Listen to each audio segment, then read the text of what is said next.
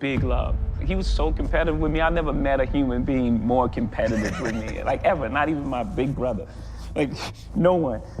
We met battling. That's how we met. We was in the Bronx, in the pool hall. After that battle, he went to like a show. He got on stage, Jay-Z, where you at? I was like, this guy is nuts. Just wanting to hear banging songs, you know what I mean? And I know I put out at least half the banging rap joints that's out there, so, you know, if I stop, it's over with. DMX has died. The rapper's death follows his hospitalization after suffering a heart attack triggered by a drug overdose. Y'all know the story already, you know what I'm saying? He used to be my dog, you was in my left, you know, screenwriter died, I thought you would die with me, you know? What happened was, you know, like I said, I had the crazy track record, Def Jam, everything was good. You know, I go to do the 6th album, and, you know, Jay-Z became president. Over. Yeah. You know, when he first got the job, he hit me with the call like, yo, dog, inmates just running the building like, yo, you good? Finished the album, shoot the video. The surprising death of so many stars and their mysterious connection to Jay-Z has raised countless questions. As we dig deeper into the past, a narrative begins to unfold that feels almost like a plot straight out of a dark Hollywood thriller. Jay-Z was a rising star in the early 90s, carving his path in an industry that was already dominated by legends. With every successful name comes a wave of competitors, and the rap game at that time was no different. One of Jay-Z's fiercest contemporaries was DMX, a name that exploded onto the scene with raw energy and untamed passion. DMX, born Earl Simmons, was not just another rapper. He was a force, a storm, a voice that rose from pain and turned struggle into power. His career took off with the release of It's Dark and Hell is Hot in 1998, a debut that shook the entire hip-hop industry. He did not just rap about life on the streets, he embodied it. His music was unfiltered and unapologetic, speaking directly to the souls of those who knew hardship. DMX's music carried a rare combination of grit and inspiration. Songs like Rough Riders' Anthem and Slippin' became anthems of survival and resilience. He spoke about redemption, about fighting demons, and about rising despite the weight of the world. He had a unique ability to blend aggression with vulnerability, delivering tracks that could hype a crowd while also bringing them to tears. His raspy voice, his prayers, and his raw authenticity made him more than just an artist. He was a movement. The rap industry of the 90s and early 2000s was not just about music. It was a battleground where power, influence, and survival collided. Behind the scenes, silent wars were being waged, and only a few dared to speak about the darker side of fame. DMX, being as real and raw as his music, started to notice the cracks in the system. He wasn't blind to the shifts in power, especially when Jay-Z began moving up the ranks and shaping the industry's future. There were whispers about strategic moves, deals made in shadows, and artists who mysteriously lost their shine. DMX wasn't one to keep quiet when he sensed something wrong. By 2004, he had started openly calling out the flaws in the music business. His interviews became moments of truth where he spoke about loyalty, betrayal, and the price of fame. He was never afraid to name names or to express how he felt about those who were controlling the narrative, even if that meant standing alone. Chilling with my man DMX. What's up, dog? I'm good, man. You know, we just got off the radio. You know, we did our motherfucking thing. Good to see you, man, because you're straight family, dog. Come on, let's not front about this. Do you know what I mean? We go back many years, man. Exactly. It's been a few years since I've been here. But it's just like I seen him. It's just like I seen you like 2 weeks ago. You know what I mean? Exactly, man. Nothing ever changes, man. That's why I like with real people. You know what I mean? Yeah, man. When you with real people, you ain't gotta worry about changing. You ain't gotta worry about acting funny next time you see him or no extra. It's always gonna be the same thing every time you see me. What I respect about you is you keep your passion, man. You keep your emotion, you know? Well, I mean, at this stage in the game, that's pretty much all I got. Yeah. You know, that's what's gonna get me where I need to be. You know how I feel about it. And I feel strongly about this, man. I ain't gonna let a mother take it from me. Yeah, man. You know what I mean? Yeah, man. You're out there fighting, man, just representing the struggle. Yep. I mean, I got a following. I got real people that recognize. So I'm good. You know what I'm saying? So all that, you know, in the presence of the truth, the disappears. Oh, hold on. Come on, man. Gotta put the R on top of the R. Exactly. There you go. Exactly, man. You know, that's the double R. You know? Tell us about Rough Riders. What does Rough Riders mean? Come on, man. Rough Riders, double R. You know what I mean? We ride rough. You know what I'm saying? We ain't just no rap label or group of that put together some MCs and you know what I'm saying? We real from the streets doing real things. Around and you won't get found, trust me. You know what I mean? It's straight like that. We're a group of brothers that no longer want to be or do the things that we had to do to get money, you know what I'm saying? So it's like, you know, the talent, let's do this. And we did it, you know what I'm saying? But we are street. Oh, no doubt. And you represent the dude from the street. Yeah. You're straight up street cat. I am the hood. I am the streets. You Hey, yo, this is Top Dog Grand Champ, DMX. And you checking out Westwood TV. You turn that channel, and I'm gonna break your fucking fingers, all right? It's Westwood TV, chilling out with the most realest dog in the whole game, the guy who reinvented the game, the guy who put it on there, man. I mean, you came out at a time when it was all shiny suits, it was all like sparkly shoes. I gave Def Jam their best year ever. Exactly. And I'm the only artist to date with 2 platinum albums in 1 year. Yeah. You know what I mean? Understand and what did that. they do? They sold the company. They invited me into a house and they sold it. Yeah, I am mad. You know what I mean? All right, I'm mad. I feel betrayed, man, but it. You know what I mean? It's a business and I'm gonna carry it like a business. But my music is still my music. And you play on my music, you play on my life. You play on my life, you're gonna disappear. You know what I mean? Yeah, things are definitely changing there, man. Yeah, they got a whole new staff now, so I gotta go in and see what's up, you know what I'm saying? Now, you got issues with the industry. What's going down with the industry, The dog? industry is full of a bunch of sucking, riding, bending over the desk, straight up like that. Whoever don't like it, bring it.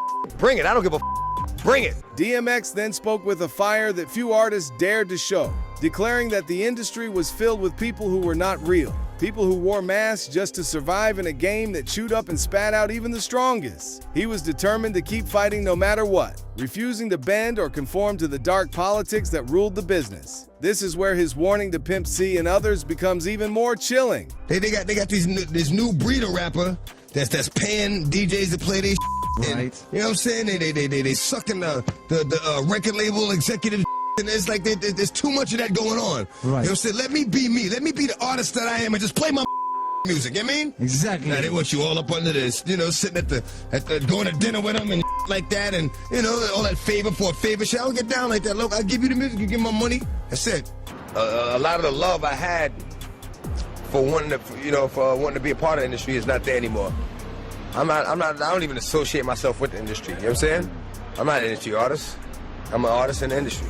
You know? And you've always stood alone and you know, bloodline. I don't hang with niggas. You're not gonna see me at every party, every industry party, all the clubs.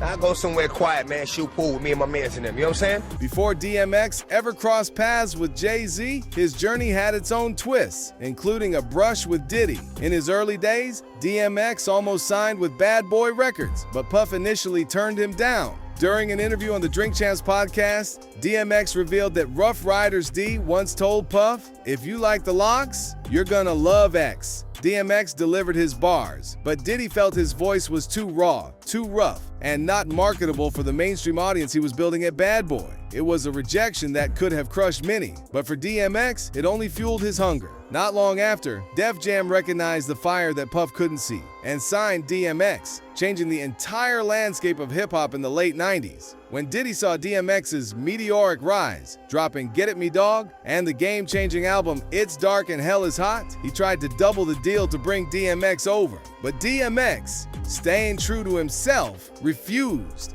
He wasn't going to be swayed by late offers or flashy promises. That decision set the tone for the rest of his career. He was never about chasing approval, only about speaking his truth. Leo came to our studio, 33 South Broadway, Rough Rider Studio, and I had my jaw, it's in Yonkers. And my jaw was still wired shut.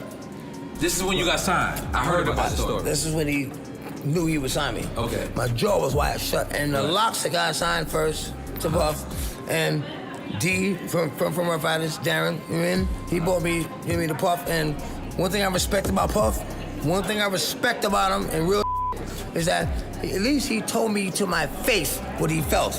And when D told Puff, he said, yo, if you like the locks, you're gonna love X. And I spit or whatever, and he was like, his voice is too rough, he's not marketable. Didn't like it, but I had to respect it. No, let's make some noise for Puff. No. Hold up. He came right behind and tried to clean up. So maybe 3 weeks later, when he found out I was getting signed by Def Jam, he was like, "Yo, I'll lace your pockets. I'll double what they gave you and lace your pockets." I'm like, nah, homie. Because if you didn't see the beast that I was, what point did he tell you that? What point? I told you, like maybe 3 weeks after I got signed to Def Jam. He was like, "Yo, I'll lace your pockets. I'll double what they gave you and lace your pockets." I'm like, "Nah, I'm cool." So it's a legendary story. You didn't know. I said, but I respect that about Puff. Right. I mean, because a lot of they send you on a wild goose. I mean, they won't tell you. They're like, "Oh, industry, come there. Yeah, industry talk. I respect the fact that he told me to my face. He said, "You know what? Your voice is too rough and you're not marketable." So at least he was willing to. In my mind, what I think he's saying is, work on this. Right. So, actually, listen. Constructive criticism. It's a famous story that said that when you and Jay-Z battled, right? Yeah, because this battle happened, right? Correct? A couple times. Couple of times. It wasn't just once. Nah. So when you and when the Jay-Z people some tend to refer to it when it happened backstage. We heard that Big L had recorded that one battle. They said that Big L That's crazy recorded by that itself. battle. Do you remember Big L being there? Vaguely. No, I can't say Not that. at all. I know Big L. I know Big L. I'm a fan. But you was trying to take Jay-Z out. But DMX's time at Def Jam was far from smooth sailing. Def Jam, founded in 1984 by Russell Simmons and Rick Rubin, had built its name as one of the most powerful labels in hip-hop, shaping the careers of artists like LL Cool J, Run DMC, and Public Enemy. On the surface, it looked like a dream home for any rapper with raw talent, but behind the glossy image of success, there were layers of politics and power struggles. By the late 90s and early 2000s, Def Jam had become a corporate machine, and artists were often caught in battles for creative freedom and fair treatment. When DMX joined Def Jam, he came in as a raw and unapologetic force, dropping albums that shook the industry. But soon, he realized that the label wasn't just about talent, it was about control. Executives started picking favorites. Deals were shaped to benefit certain artists, and the pressure to conform to mainstream trends became suffocating. Put an album out in a minute, man. Where you been, man? What's going on? I've been chilling, man. I mean, I really can't with cat. You know what I'm saying? So, I had to step away from niggas before I pounded a few more niggas out. You know what I'm saying? And that. But I'm gonna tell you the truth. I talked to Mace about it. You know what I'm saying? Because I know my true call in life is to be a pastor. You know what I'm saying? So I talked to Mace about it, and I'm like, yo, I'm tired of dealing with these fake in the industry, and you know what I'm saying? I'm end up killing somebody. And he's like, yo, as long as you have that talent, you know what I'm saying, you don't have the right to say whether or not, you want to use it. You know what I'm saying? That's God's gift to you, and as long as you have it, you have to use it. And it made a lot of sense. I was like, yeah, you're right. You know what I'm saying? So I'm like, you know what I mean? I've been through worse than dealing with fake before. You know what I'm saying? If that's all it is, I could do that for God. I mean, I could do that for him. You know what I mean? And that's why I decided to keep moving. You know what I'm saying? Because every day, man, it's like, I'm a hood, so I come to the hood, you know what I'm saying, on a regular. And every day it's like, when you gonna come up with another album? You know what I mean? When you hit us again, X, the game needs you. And the more they say they need me, the more I realize that, you know what I'm saying? This is my purpose, man. This is my place. You know what I mean? So you back now? Yeah. I mean, what's up, I'm over here. Only nigga in rap, man, that can do this, son. Can't come through their hood like that. Can't be serious, man. I got wild hoods right here in Yonkers. Right here, you know what I mean? Oh, ain't just one project. All that float everywhere, man. Got niggas everywhere, man. You know what I mean? The whole city. Exactly. So what's the word, man? I mean, you with Def Jam and Nine, or what's going on? I'm with Sony now. I'm with Sony now, you know what I'm saying? And I had to get off of Def Jam. What happened, man? You was over there for years. Cats playing games, so I'm going raw. Run up in that building and kick down the door. Y'all don't want no problems with X. Y'all want to see them four-legged beasts with them collars on their necks, or the downstairs with the text. You know the rest. What's wrong with that? Take respect. Dog hot. That's why them cowards froze me quick. I pop up, catch on some cozy with Chinese slippers and silk scarves on. Out here trying to get his bark on. You wonder why the dog gone. I couldn't take it. Come on, man. Real talk. Right. So I mean, when did you know was going on, X? Like, when you had lip gloss and Chinese slippers on, oh, I didn't hear that, man. Like, money, you playing with a real right now. So, you know what I mean? I ain't got time for that, yo. So you don't know what this music is, man. Huh? So know what this music is. Yeah, I mean, you got with lip gloss, Right. The same when you should come out. And when you can't be serious. Come on, man. So being that you're not on Def Jam no more, you know, what's your relationship with Jay-Z? You know what I mean? Did that shit affected by you not leaving a label or whatever? Somewhat, you know what I'm saying? Somewhat, you know what I'm saying? Because it's like, I knew from the beginning it put him in an awkward situation. So I gotta take that into consideration, you know what I'm saying? It's like, it put him in a real awkward situation. Like, yo, that's my dog for a minute, son, you know what I'm saying? It's like one of the few rappers I respected and was like genuinely happy to see him when I saw him, you know what I'm saying? And that's put us both in an awkward situation. Man. Awkward situation. Yeah, the records together and all of that. Yeah, I genuinely with him. Yeah. I think he tried to hold me down. Right. You know, but it wasn't much he could do, and then that comes with putting yourself in that predicament. You know what I mean? It's like, I ain't gonna put myself in a place where I gotta walk around with handcuffs. You know what I mean? You don't do that. You don't say, all right, I'll take a job, but I gotta walk around with handcuffs. Because then somebody punch you in the face, then what you gonna do? You got handcuffs. You know what I mean? So it's like, you know, that is what it is, man. At the time, DMX was ruling the charts. Lyor Cohen was the CEO of Def Jam, and his name carried serious weight in the music industry. Lyor was known as a shrewd executive who could make or break careers with a single move. Even Dame Dash, who has repeatedly called Lyor out for his manipulative tactics, still gave him a certain level of respect because of his influence. But when Lyor was asked about Dame in an interview, his cold and dismissive response, "Dame, who?" showed just how ruthless the game could be. Lyor Cohen was also the man who quietly turned Jay-Z against his longtime partner and friend Dame Dash. He understood the dynamics of Rockefeller Records better than anyone and knew that Dame was the brains behind the operation, while Jay was the face. The tension between Dame's bold leadership and Jay's growing ambition was all Lyor needed to play his cards. He made Jay an offer he couldn't refuse, positioning him as the ultimate solo powerhouse and slowly pushing Dame out of the picture. Lyor also knew that Jay-Z wasn't happy being seen as second to DMX during the late 90s.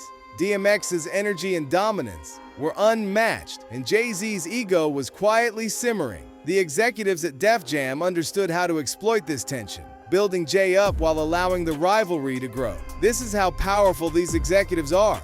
They can rewrite the narrative of the entire industry, forgetting the people who built the foundation. Even after DMX's death, Lyor Cohen's absence at the funeral spoke volumes. It was as if the man who had once benefited so much from DMX's legacy had simply moved on, proving that in the music business, loyalty is often an illusion. X was with it, Ja was with it.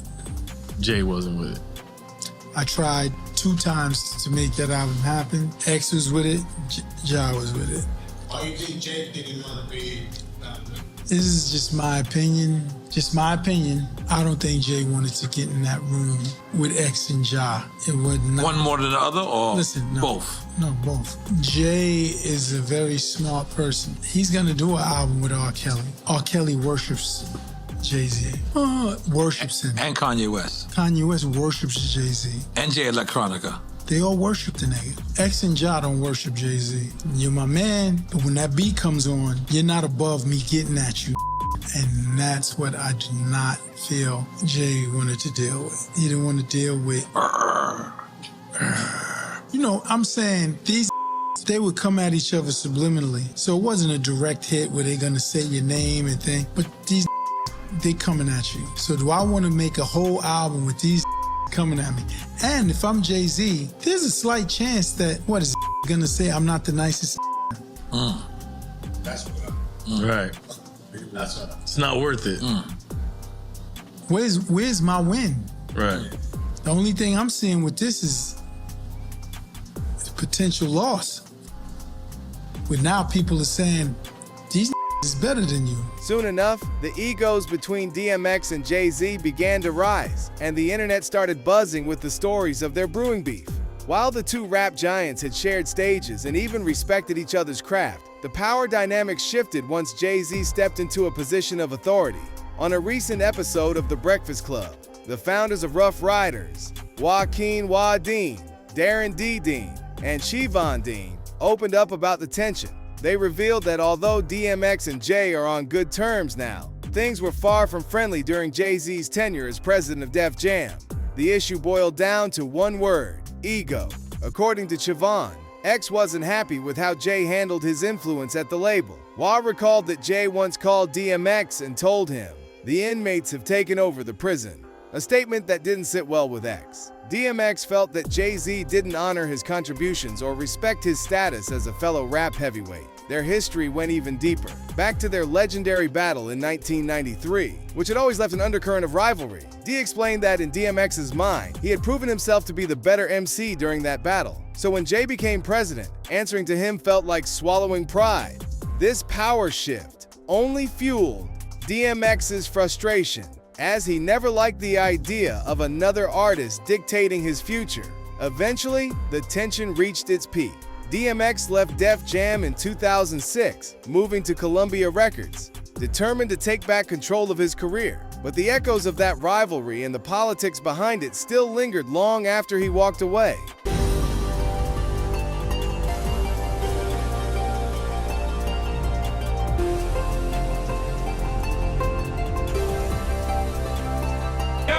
My man Steve Max at 33 was like, yo, y'all got record deals, we get record deals. And he had an ill team. You know, at the time they would talk about kill, and that's what everybody wanted to hear. So, you know, everybody laughing at my crew and, you know, being on their side. I'm talking about every time I went uptown. We had a group, you know what I'm saying, under Rough Riders called the Harlem Knights. Kids from Harlem, you know what I'm saying? And they were supposed to battle Original Flavor. He used to roll with the Rough Riders and DMX. So he was like, I'm gonna bring my man DMX. So I was like, all right, I'm gonna bring Jay. Because they was always talking about Original Flavor and Future Sound. When Jay-Z was like, he did songs with Original Flavor, and you know what I'm saying? I'm like, you know, Top Dog and Double R, so I'm like, you know, I'm gonna be there. You know, you step up money, then I'm gonna step up. You know what I'm saying? It's like, all right, let them go. But you know, I was just there for more like support. So we said we gotta meet at a place that's neutral. So we met in the Bronx, and we met in the pool hall, and we got it on. So everyone battled, and they were all kind of whack, those battles. And I have it on tape, but my man Y from Rough Riders would not let us tape, and God bless his dead, Big L was taping, and you know, why I got the tape, why going, don't tape us, our stuff ain't copywritten. So we couldn't tape DMX, but we got Jay's part of it. You know, and we probably would have had millions off that if we would have taped that battle. I gotta say, I learned something from that battle. I learned, you know what I'm saying, that as much energy as I had, I learned that it still had to be controlled energy. You know what I'm saying? Because reckless energy doesn't have you losing your wind and having your words coming out, not clear anything. You have energy, we're talking.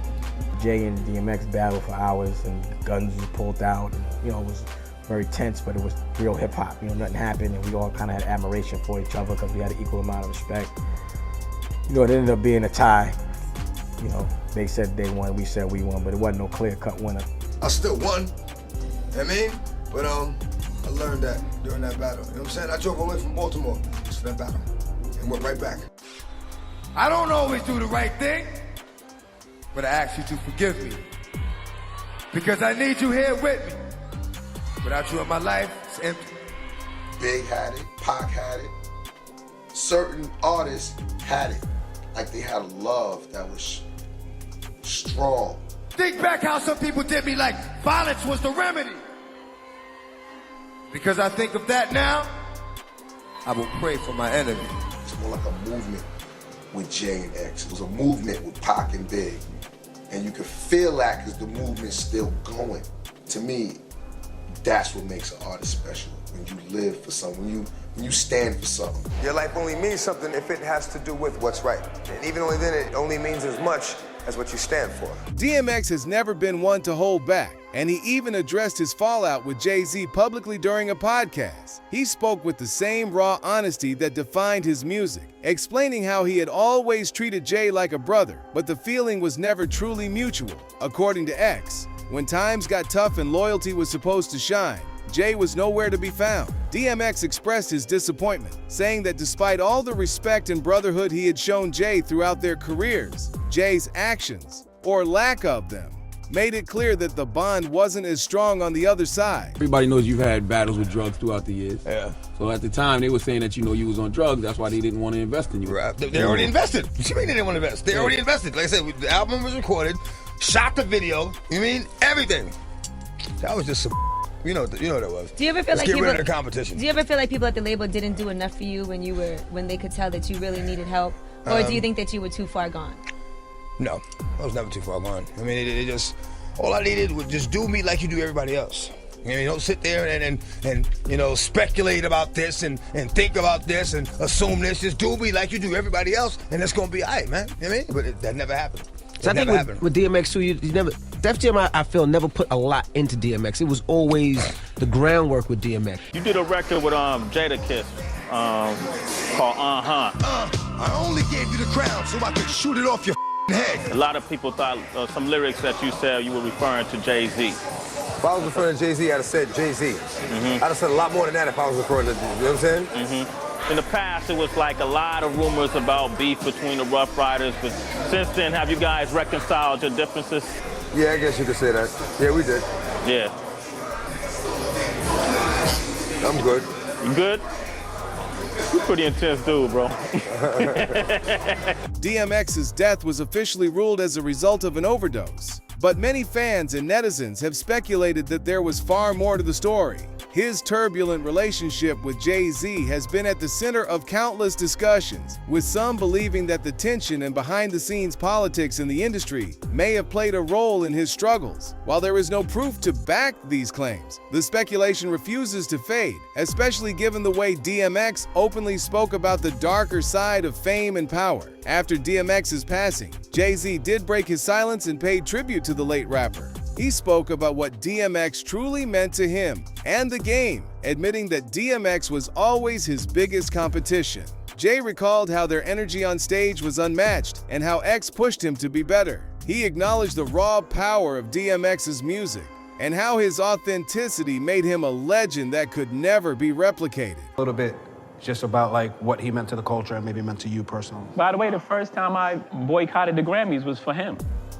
We both came out that year. He didn't get nominated. He dropped 2 albums, had 2 #1 albums in the same year. Right. I remember that. They didn't even nominate him. I won that year for rap album. So my first Grammy win, I wasn't in. I wasn't even in the building because I boycotted the film. So there was a competitive thing, but it was big love. He was so competitive with me. I never met a human being more competitive with me, like ever. Not even my big brother. Like no one. We met battling. That's how we met. We was in the Bronx, in the pool hall. After that battle, he went to like a show. He got on stage, Jay-Z, where you at? I was like, this guy is nuts. He was just all passion. My fondest memory of DMX is he improved my stage show. Remember, rap tours wasn't going out at that time. There's no rap tours before. Right. Maybe the Fresh Fest in the 80s or sometime, but there's no rap shows. Me, DMX, Method Man, Redman, Cha, The Lox, this tour is packed. First night, 360 sold out. Everyone has a great show. Meth and Red are flying in the audience. They're incredible performers. Everyone's destroying it. So X is about to go on, and I'm like, you know, I want to see. I got like X is before you. X is going before me. The lights are off. He's in the hallway. It goes doom doom. Yeah, I just got the shit. And now the arena's shaking, and I'm like, this is cool. And then it goes doom doom, and then he goes, and the arena goes crazy. First of all, it's deafening, and I'm like, oh. He's running back and forth. He has a thing like a Alizé and Hennessy mixed. It looks like blood. It's like he's drinking blood, right? And he's running back and forth. 1, 2, 1, 2. Here we go, 1, 2. And going halfway through the show, then he takes his shirt off. And all the girls are screaming, ah! And the dog chain. Yeah, the dog chain is dripping and he's going nuts, right? And I'm like, this is halfway through. Now first the guys are going crazy. Now the girls are going crazy. And then he gets to the end and he starts a prayer. Oh my God. And now they're crying. Yeah. The whole arena is crying. Yeah. They're crying tears. And I'm like, they're like, hey, now you go. And I had Hard Knock Life out, so it was like, it's a hard knock life. Put your hands up, people. Everybody finished the show that night. Everybody's happy, by the way. And I was like, we got 56 dates of this. And I was like, but I had to figure, I'm like, okay, I have to figure out my space in this. Yes. You know, I have to figure out where do I exist. And I was like, in my opinion, in my mind, this is what I believe. I was like, he can't rap better than me. So on that tour was the most acapellas ever. Everything was, cut the music off. I'm the dookie. Though Jay-Z's tribute to DMX seemed respectful, suspicion crept back in when the conversation shifted to another fallen star, Pimp C. Pimp C, one half of the legendary Southern rap duo UGK, alongside Bun B, was a rising icon whose style was both gritty and smooth. Known for his deep, laid-back voice and sharp production skills, Pimp C became a voice of Southern rap at a time when the East Coast and West Coast dominated the charts. UGK's collaborations, like their feature on Jay-Z's Big Pimpin', brought them into the mainstream spotlight, cementing Pimp C as a force in hip-hop. Pimp C wasn't just a rapper, he was a truth-teller. He often spoke openly about the dark side of the industry, calling out fake personas and the politics that controlled the game. His raw honesty earned him both respect and enemies. By the mid-2000s, UGK had solidified its legacy, with hits like International Players Anthem proving that Southern rap had its own powerful lane. Pimp C's solo work and his reputation for speaking his mind made him a star, poised for even greater success. But his life came to a shocking end. In December 2007, Pimp C was found dead in a hotel room in Los Angeles. The official cause of death was ruled as an accidental overdose combined with sleep apnea. But for many fans, the story didn't add up. At this hour, members of the hip-hop community are mourning the shocking death of well-known Port Arthur rapper Pimp C. Pimp C, who was born Chad Butler, was one half of the rap group UGK and was found dead this morning in a hotel room in Los Angeles. KPRC Local 2 reporter Mary Benton joins us now live in Southwest Houston with reaction. Mary? In the building behind me on the 9th floor, they are paying tribute to Pimp C on a local radio station. He was a larger-than-life figure in Houston's rap community, and some say across the station, and the country rather, and they believe that he struck a nerve with his listeners because his rap's focused on real life. It is news that has shocked and saddened Houston's hip-hop community. Pimp C, at the age of 33, was found dead in his hotel room. At 97.9 The Box, on-air personalities and fans are reflecting on the sudden death of Chad Pimp C Butler, better known as one half of the group UGK. He's just such a colorful personality. He was just a joy to talk to, and he was just such a wonderful storyteller. When you heard Pimp C, you knew that it was Pimp C. You were not confused that it was any other artist from any other city. You know exactly who it was when you heard it.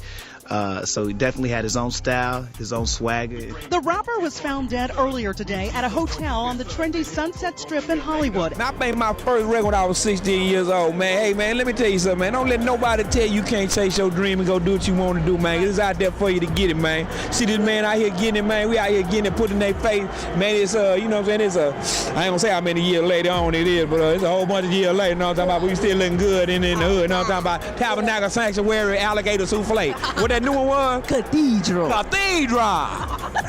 Apparently, Jay-Z wanted to collaborate with Pimp C on a track, but things didn't go as smoothly as expected. The story goes that Pimp C initially turned down Jay-Z's Big Pimpin' song, which later became a massive hit because he wanted answers about a much darker chapter in hip-hop history. Who shot to PAC in New York? Pimp C. Did you know Pimp C? Yeah, hell yeah. Hell yeah, that's my dick. Him and Bun B, you know, we all signed a jive, I think, at about the same time, and did the Menace to Society soundtrack when they did the Pocket Full of Stones and me and Pimp actually became real good friends, you know what I'm saying? Like, we'd just hang out just to be kicking it, you know? I mean, you know, potheads and you know what I'm saying? Man, that used to smoke so much weed. So, I mean, yeah, me and him and Bun B, they did the Pocket Full of Stones. We did the Trigger Got No Heart soundtrack, and they dropped their album and they did really good. And we both was getting money at the same time. And that's why I didn't understand a lot of where the hate was coming from a few, you know? Because me and UGK dropped albums at the same time. We both got money. We both went gold on the same label at the same time.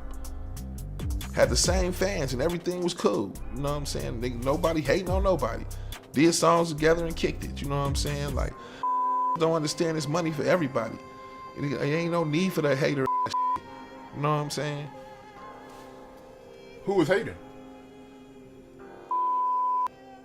A lot of man, you know, you gotta. This industry was and is sickening when it comes to that kind of shit. You know, it's you know, oh, I don't want, you know, I want my homeboy to blow up. We gonna blow his shit up instead of this shit. We ain't gonna know who. Put it this way, we ain't gonna know who the best rapper in the world is because he getting hated on right now.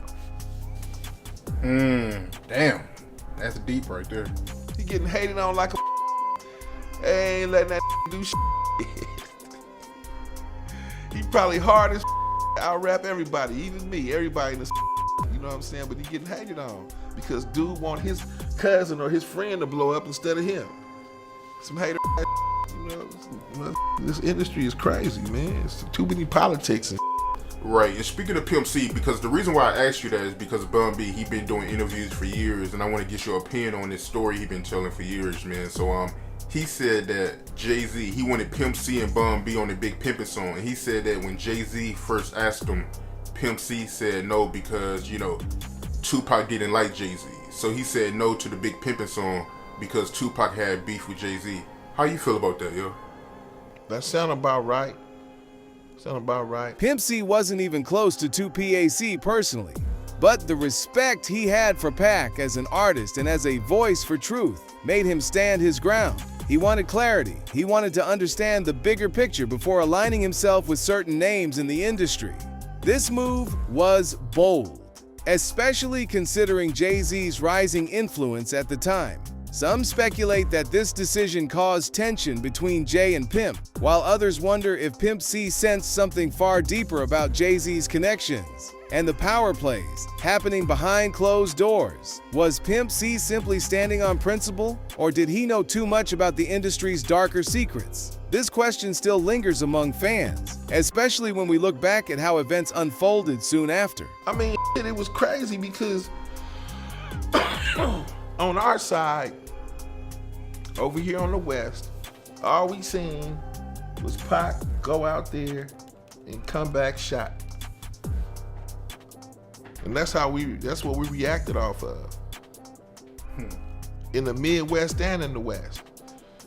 You know, like I say, half the people from California be from Texas and like everybody, you know, we rock together. Everybody was rocking together. We all was rocking, you know what I'm saying? And when that happened, it hit everybody.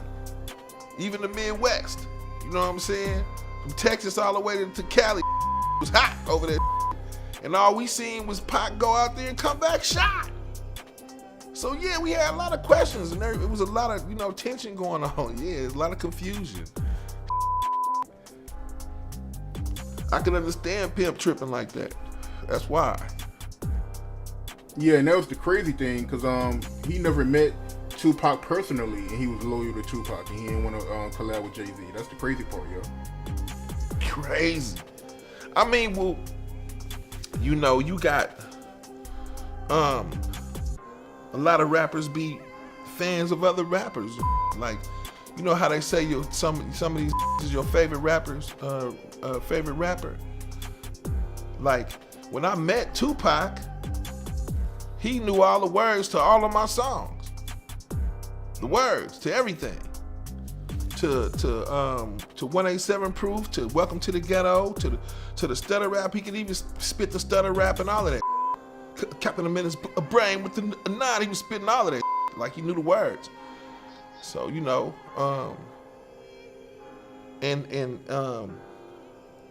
I know all of the words to like NWA. Like, I know all the words to every NWA song down there made it. So, yeah, we all listen to each other's music and we are fans of each other.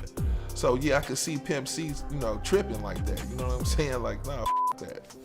Until we get some answers, I don't know what I'm not doing because we didn't know what was going on.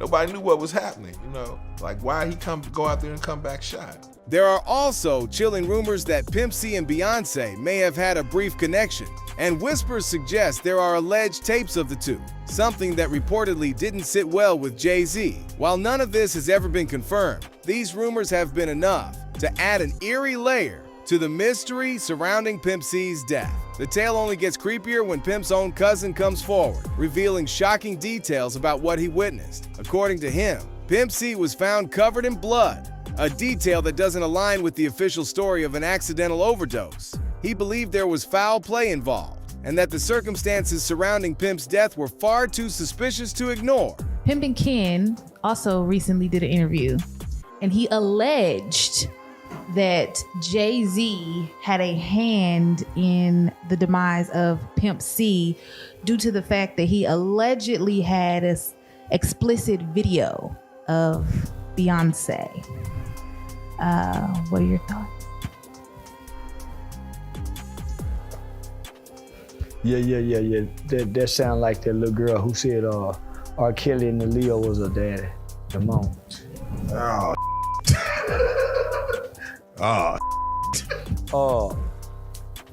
Toxicology report says that Pimp C died with lean in the system, right? They did. Just coming home from prison, still snorting that cocaine, sipping that syrup. Everybody know Pimp C blow coke. Everybody knew that. It ain't no surprise. It's no surprise. Everybody know that. So it's no surprise.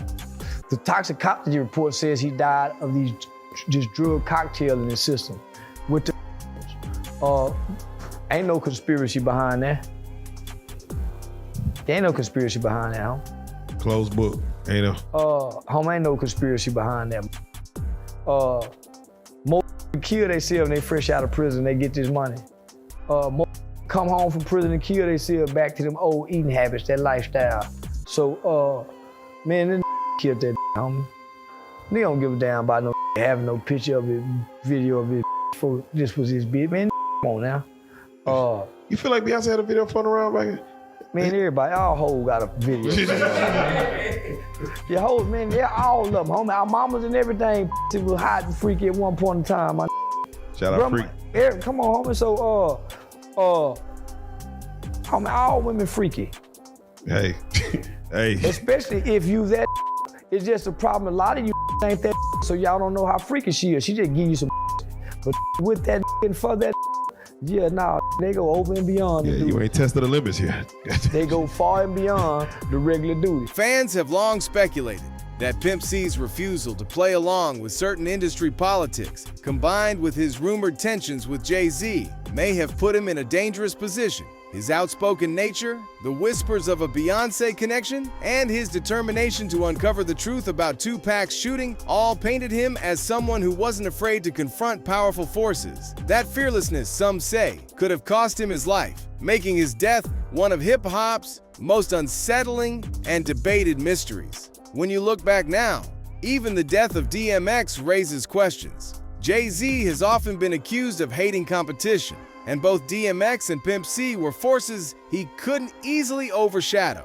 This has fueled wild theories about Jay's role in eliminating those who stood as real threats to his reign at the top. Jaguar Wright and other industry insiders have gone on record with disturbing claims about Jay-Z, warning the public about his eerie and mysterious ways, even hinting at alleged connections to deaths that remain clouded in secrecy.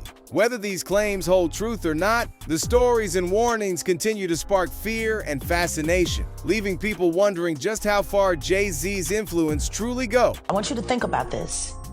Sean Carter is responsible for enacting Hype Williams to put Aaliyah on a faulty plane, to move her out the way as punishment for rejecting him, and so he could level up Beyonce, who was struggling. Let's just say allegedly that happened. Now I want you to think about 106th and Park with Mary J. Blige. Free, who is a victim of Sean Carter. Yeah. Mary J. Blige, who is a victim of Sean Combs, are sitting there talking about the death of Aaliyah amongst each other. Think about that. You got a Diddy victim, you got a Jay-Z victim, and you got a superstar gone.